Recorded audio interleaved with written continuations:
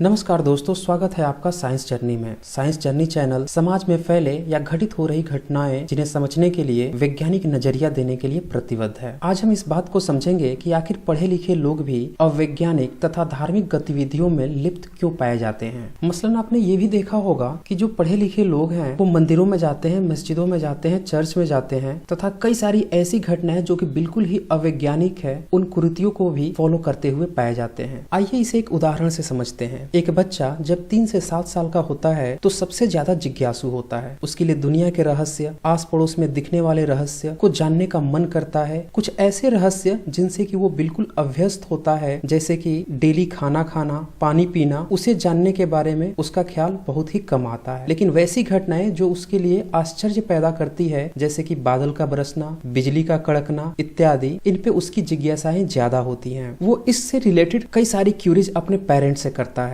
अगर पेरेंट्स तार्किक हुए तो वो इसका अच्छा आंसर दे सकते हैं, पर अगर वो धार्मिक हुए तो उसका धार्मिक कारण बताते हैं जो कि अतार्किक होता है या अवैज्ञानिक होता है, और वहाँ पे उस बच्चे का तर्क खत्म हो जाता है। और जैसे जैसे उसकी उम्र बढ़ती जाती है वो उससे अभ्यस्त होते जाता है और उससे रिलेटेड क्वेश्चंस को वो अवॉइड करने लगता है, उससे रिलेटेड बातें भी नहीं करता और उसे अपने दैनिक जीवन का हिस्सा बना लेता है। समय बीतने के साथ यही धार्मिक प्रैक्टिसें उसके जीवन का एक अमूल्य हिस्सा बन जाती है, जिसमें तर्क का कोई स्थान नहीं होता। बस वो पीढ़ी दर पीढ़ी परंपरागत उसे ढोते रहता है और चाहे वो कितना भी पढ़ा लिखा हो उस पे कोई तर्क नहीं करता। उसकी सारी तर्क जो है उसके बिजनेस में, उससे पढ़ाई से रिलेटेड या अदर जगहों पे होती, धर्म में या परंपरागत प्रैक्टिसेस में कोई तर्क नहीं होता। अगर इस कहानी को ध्यान से देखें तो हम 2 बातें कंक्लूड कर सकते हैं कि वो बच्चा फ्यूचर में किसी अदर की वैल्यूज को या अदर के आर्गुमेंट्स को स्वीकार नहीं करेगा, क्योंकि उसकी जो धार्मिक प्रैक्टिसेस हैं वो उसके जीवन का अमूल्य हिस्सा बन चुकी है और वो उसे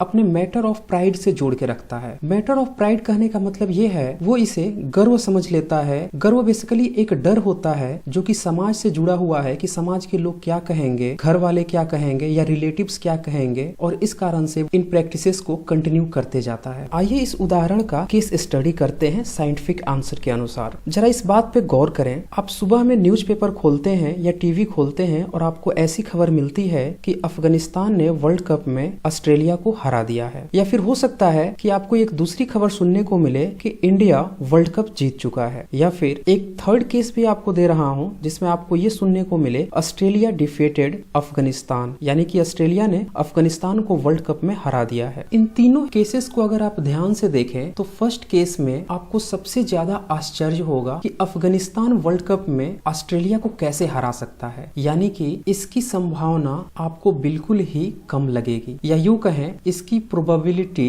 नेग्लिजिबल है। आप चाहे तो इसको 0 भी कह सकते हैं या अप्रोचेस टू 0 भी कह सकते हैं। चूंकि प्रोबेबिलिटी इसकी 0 है और आपको आश्चर्य भी हो रहा है, यानी कि प्रोबेबिलिटी और वंडर दोनों ही एक दूसरे के उल्टे हैं। अब सेकेंड केस को डिस्कस करते हैं। इंडिया वोन वर्ल्ड कप फाइनल। तो इंडिया वर्ल्ड कप जीत भी सकता है, एक स्ट्रॉन्ग कैंडिडेट है वर्ल्ड कप का, तो इसकी पॉसिबिलिटीज 50-50 की होगी, यानी कि जीत भी सकता है, हार भी सकता है, लेकिन चांसेस ज्यादा है। एब्सोल्युटली 1 तो नहीं कह सकते हैं, लेकिन पॉसिबिलिटीज 1 से थोड़ी कम हो सकती है, लेकिन 0 से ज्यादा है। मैं यहाँ पे 50% सेफ जोन के लिए ले रहा हूँ। अब थर्ड केस देखिए, Australia defeated Afghanistan in world cup final. Australia काफी स्ट्रॉन्ग है क्रिकेट में और अफगानिस्तान को इजिली हरा सकती है, तो इस बात से आपको कोई भी आश्चर्य नहीं होगा और यहाँ पे चांसेस 100% होंगे, यानी कि प्रोबेबिलिटी लगभग 1 होगी और यहाँ पे आपको कोई भी आश्चर्य नहीं होगा। तो ये तीनों एग्जाम्पल सिर्फ इसलिए थे ताकि आप इस बात को समझ सको कि आपको वंडर कहाँ पे होता है, आप कहाँ पे आश्चर्यचकित होते हो। यहाँ से आप क्लियरली कंक्लूड कर सकते हो कि जिसकी प्रोबेबिलिटी नहीं है यानी कि 0 है, वहीं पे हमें आश्चर्य होता है, और जिसकी प्रोबेबिलिटी 100% है वहां पे हमें आश्चर्य नहीं होता। यही बात लागू होती है दैनिक जीवन में। आप कितना भी साइंस पढ़ लो,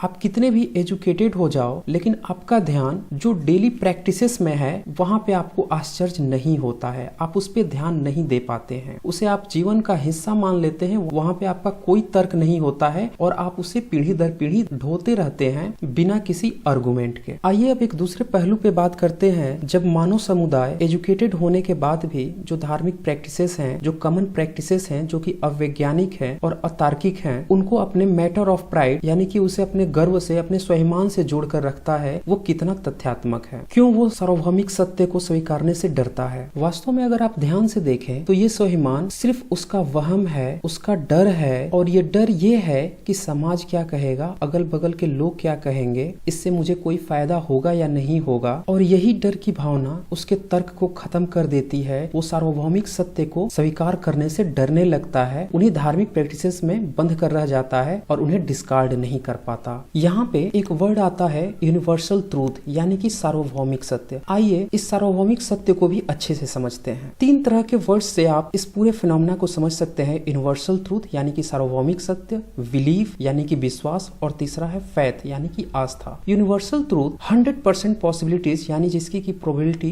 1 हो, जो घटनाएं बिल्कुल ही सत्य हो, उसे हम यूनिवर्सल ट्रूथ कहते हैं। जैसे कि सूर्य का पूरब में निकलना, इनकी पॉसिबिलिटीज 100% है और इसीलिए यूनिवर्सल ट्रूथ में आते हैं। सेकेंड है बिलीफ यानी कि आपके पास कोई एविडेंस नहीं है लेकिन कोई स्ट्रॉन्ग पॉइंट आपको लग रहा है तो आप बिलीव करते हो सकता है आपका बिलीफ गलत भी हो सकता है सही भी हो, लेकिन उसका कोई स्ट्रॉन्ग एविडेंस नहीं होता है, वो आपके मानने के ऊपर होता है और इसका फायदा उठाते हैं धार्मिक प्रैक्टिसेस। तीसरा होता है फेथ यानी कि बिलीफ विदाउट एनी एविडेंस। आपके पास कोई भी सबूत नहीं है, कोई स्ट्रॉन्ग पॉइंट नहीं है, बस आप अंधभक्ति में उसे मान रहे हैं। आपने बिल्कुल उसे मानने की कसम खा रखी है कि मैं इसे मान के रहूंगा, और इसे ही कहते हैं फेथ यानी कि आस्था। आमतौर पर धार्मिक लोगों से आपने ये सुनते हुए पाया होगा कि ये आस्था का विषय है, यानी कि इसमें कोई भी आर्गुमेंट नहीं, बस मान लो। यानी कि फेथ में जो पॉसिबिलिटीज है उसे आप 0% कह सकते हो, क्योंकि आपके पास कोई भी फैक्ट नहीं है, साइंटिफिक फैक्ट नहीं है, कोई भी एविडेंस नहीं है, बस किसी ने कहा और आपको मान लेना होता है। तो इस तरह से आप पाते हैं कि अगर आप तार्किक हैं तो यूनिवर्सल ट्रूथ को वैल्यू देंगे, और अगर आप तार्किक नहीं है फिर भी थोड़ा लॉजिकली सोचते हैं या नहीं सोचते हैं तो फिर आप बिलीफ को ध्यान देंगे। हो सकता है आपका बिलीफ गलत भी हो जाए, हो सकता है सही भी हो जाए, लेकिन जो थर्ड वर्ड है फेथ, ये बिल्कुल ही अंधभक्ति की पहचान है। तो इस तरह से आप पाते हैं कि समाज में जितने भी लोग हैं वो जो प्रैक्टिसेस कर रहे हैं उनका एजुकेशन से कुछ भी लेना देना नहीं है। वो चाहे कितने भी पढ़े लिखे हों या अनपढ़ हों, वो पीढ़ी दर पीढ़ी जो मान्यताएं हैं, प्रैक्टिसेस हैं, उनको बिलीफ और फेथ के दम पे करते रहते हैं, और यही कारण है कि वो इन सब प्रैक्टिसेस में लिप्त पाए जाते हैं। तो आज के वीडियो में हमने ये कंक्लूड किया कि आप चाहे जितना भी पढ़ लिख लें, इससे कोई फर्क नहीं पड़ता अगर आप में तर्क नहीं है, और अगर तर्क है और उसे आप हर जगह इस्तेमाल करते हैं, इवन कॉमन प्रैक्टिसेस में, तो ही आप उसे अच्छे से समझ पाएंगे, उसके घटना के पीछे का कारण समझ पाएंगे। और जो लोग ऐसा नहीं करते हैं वही कॉमन प्रैक्टिसेस जो कि अवैज्ञानिक हैं उसे भी करते हुए पाए जाते हैं। तो आज का वीडियो आपको कैसा लगा इसे आप जरूर कमेंट करें। Thanks for watching my video. For more video stay connected with science journey.